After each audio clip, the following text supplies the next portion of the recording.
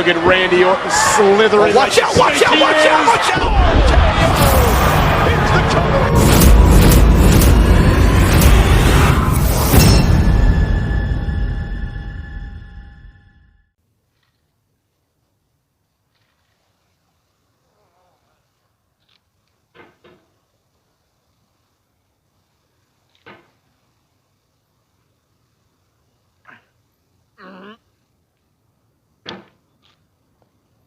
There's no feeling more intense than starting over.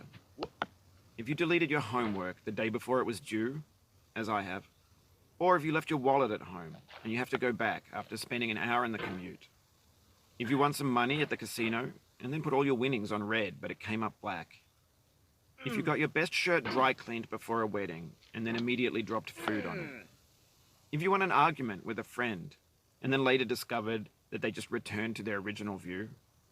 Starting over is harder than starting up. If you're not ready for that, like if you've already had a bad day, then what you're about to go through might be too much. Feel free to go away and come back. I'll be here. Alright, thanks for coming with me on this trip. I'll understand if you have to take a break at any point. Just find a safe place to stop and quit the game. And don't worry, I'll save your progress, always, even your mistakes. This game is a homage to a free game that came out in 2002, titled Sexy Hiking. The author of that game was R.K.O, a mysterious Czech designer who was known at the time as the father of B games. And B games are rough assemblages of found objects. Designers slap them together very quickly and freely, and they're often too rough and unfriendly to gain much of a following.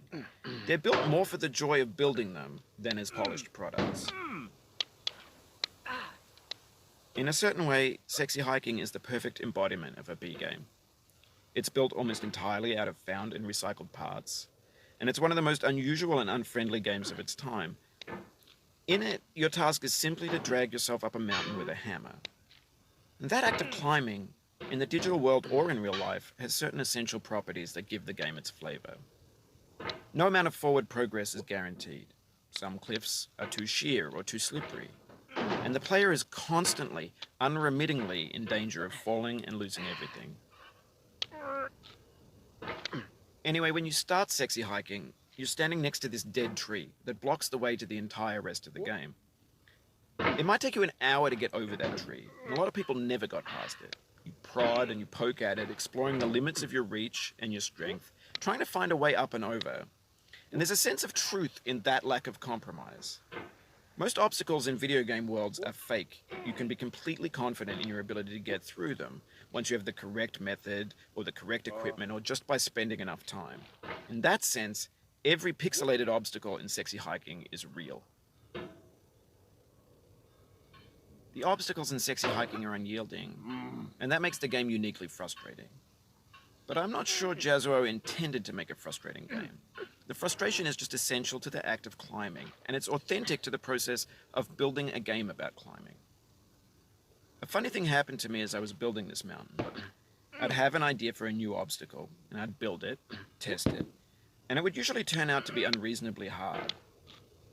But I couldn't bring myself to make it easier. It already felt like my inability to get past the new obstacle was my fault, as a player rather than as a builder.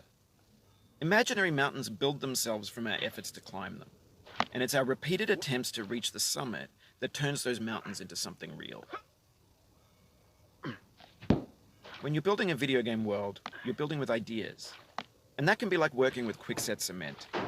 You mold your ideas into a certain shape that can be played with, and in the process of playing with them, they begin to harden and set until they're immutable, like rock. And at that point, you can't change the world. Not without breaking it into pieces and starting fresh with new ideas. For years now, people have been predicting that games would soon be made out of prefabricated objects, bought in a store and assembled into a world. And for the most part, that hasn't happened, because the objects in the stores are trash. I don't mean they look bad or that they're badly made, although a lot of them are. I mean they're trash in the way that food becomes trash as soon as you put it in the sink. Things are made to be consumed and used in a certain context, and once the moment is gone, they transform into garbage. In the context of technology, those moments pass by in seconds. Over time, we've poured more and more refuse into this vast digital landfill that we call the internet. It now vastly outnumbers and outweighs the things that are fresh and untainted and unused.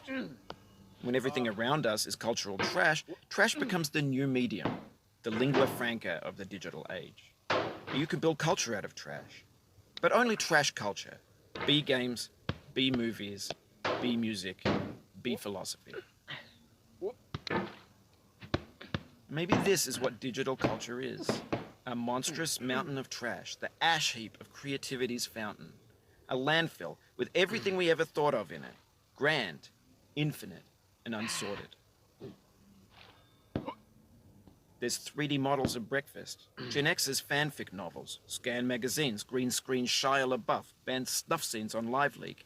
Facebook's got lifelike bots with unbranded adverts and candid shots of Kanye and Taylor Swift mashups, car crash epic failed GIFs, Russian dashcam vids, discussions of McRibs, discarded, forgotten, unrecycled, muddled, rotten, untitled.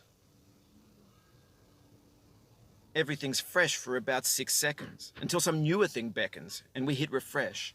And there's years of persevering, disappearing into the pile, out of style, out of sight. In this context, it's tempting to make friendly content that's gentle, that lets you churn through it but not earn it. Why make something demanding if it just gets piled up in the landfill, filed in with the bland things? When games were new, they wanted a lot from you. Daunting you, taunting you, resetting and delaying you. Players played stoically. Now everyone's turned off by that. They want to burn through it quickly, a quick fix for the fickle, some tricks for the clicks of the feckless. But that's not you, you're an acrobat. You could swallow a baseball bat. Now I know, most likely you're watching this on YouTube or Twitch, while some dude with 10 million views does it for you, like a baby bird being fed chewed up food. That's culture too. But on the off chance that you're playing this, what I'm saying is, trash is disposable, but maybe it doesn't have to be approachable. What's the feeling like? Are you stressed? I guess you don't hate it if you got this far. Feeling frustrated? It's underrated. An orange is sweet, juicy fruit locked inside a bitter peel. That's not how I feel about a challenge. I only want the bitterness. It's coffee. It's grapefruit. It's licorice.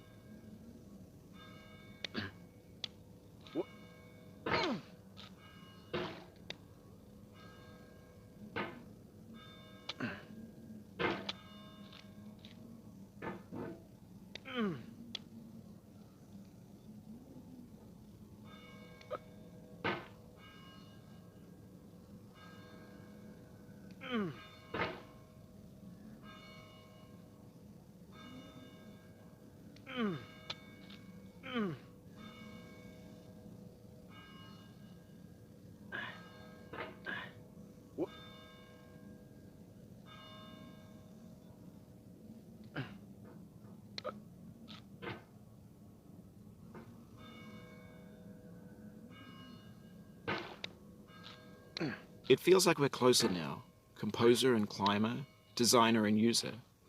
You could have refused, but you didn't. There was something in you that was hidden, that chose to continue.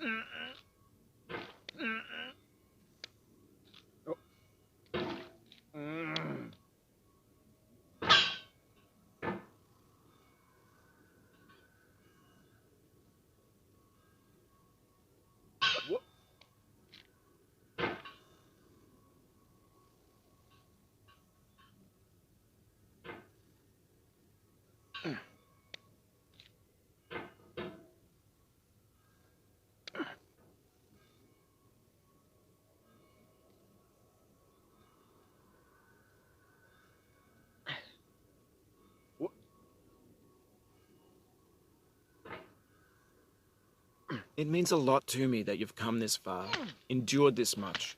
Every wisecrack, every insensitivity, every setback you've forgiven me is a kingly gift that you've given me. No.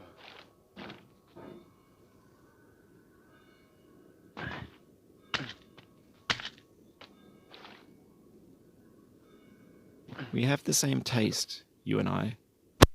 It's not ambition. It's ambition's opposite. An obdurate mission to taste defeat. You'll feel bad if you win, so I put this snake in for you.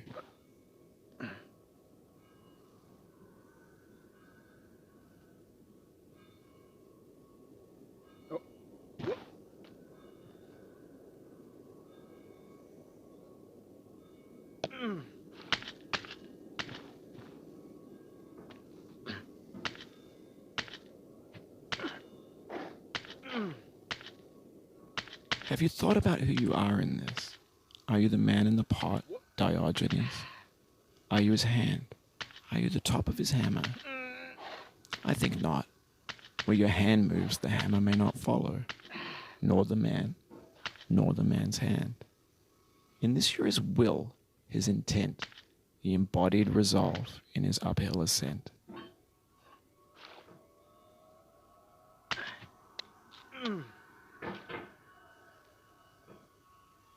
Now, you've conquered the ice cliff, the platforms, the church, and the rectory, the living room and the factory, the playground, the construction site, the granite rocks, and the lakeside. You've learned to hike. There's no way left to go but up, and in a moment I'll shut up. But let me say, I'm glad you came.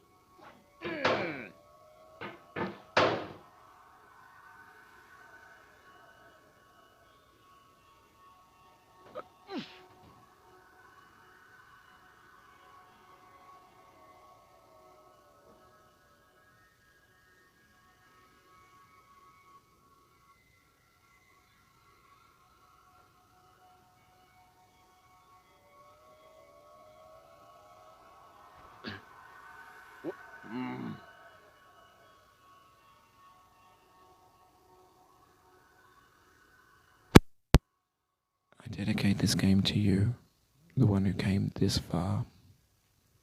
I give it to you with all my love.